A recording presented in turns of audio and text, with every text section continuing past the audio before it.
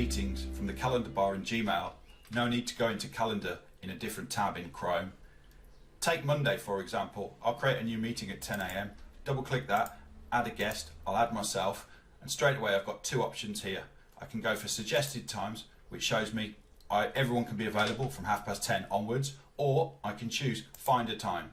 If I choose find a time, it shows me that I've got a meeting with James between 10 and 10:30, hence the suggested times didn't suggest 10 to 10:30. New feature that's been added by Google. So you don't have to leave Gmail when you're working. You can stay in your email, you can check your calendar, and you can invite people and find suggested times.